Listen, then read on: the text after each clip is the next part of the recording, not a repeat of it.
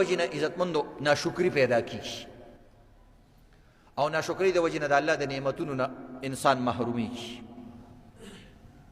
یو عالم ته یو سړی څه ضرورت د پاره راغلی قصې ورته بیانوله. وایي زما لور و ډېره ښکلې او ښایسته وه او الله د نور سپوږمۍ په شان له حسن ورکړی، خو د دې سره سره چې کوم دی هغې کې تکبر ډېر زیات و. ډېرې رشتې هغې پسې راغلی او هغې به انکار کو په وړې وړې خبره باندې تکبر به یې کو. الټه چې کوم خلک به رشتو لرال نو هغه به یې بېعزته کول، ویل د ټکې خلک نه یو موږ کره راځئ او ستاسو څوک تپوس کوي او موږ کره رالی او ته دې زوی ته وګوره او ته ما ته وګوره او د چا سترګو پورې به یې خندل، د چا پوزه پورې، په وړو وړو کیسو باندې خلک خلکو پورې خاندي. سبا به ستا بچي کېږي که تا نه ړانده پیدا شو، شلین ګوډین پیدا شو، بیا به څه کوې؟ معذوره خلک دنه پیدا شو، بیا به څه کوې؟ یا ته په دې حالت کې معذوره شوې نو بیا به څه کوې؟ دا حسن خو دایمي نه دی انسان سره.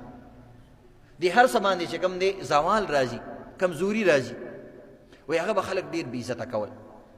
او دا یو سپیشلیست ډاکټر هم وه، ډېره ذهین هم وه او ښایسته هم وه او ښکلې هم وه. وایي ما ورته ډېر نصیحتونه کول چې بچې یو رشته خپله ځان له خوښه کړه، خو هغه رشته وکړه خو د خلکو ناقدري مه کوه او تکبر مه کوه. خو هغې نه منله. وایي یو ځل یې اپریشن کو، اپریشن تیټر کې ولاړه وه او اپریشن یې کو، یکدم چې کوم دی په دې لاسونو باندې څه چلو شو او دا د لاس دا سرمنه نه ده دا یې مړه شوه او داسې زړه شوه. لږ ساعت پس چې کوم دی ټول لاسونه یې بلکل د زړو بوډۍ ښځو په شان شو، لکه ګونجې پکې پیدا شوې او نوره ټیک ټاک وه. بس بیا به چې کومه رشته راتله چې د دې لاسونو ته به یې کتل نوره به ښایسته وه، خو چې لاسونو ته به یې وکتل خلک به ته یېرېدل چې دا خو بلا ده.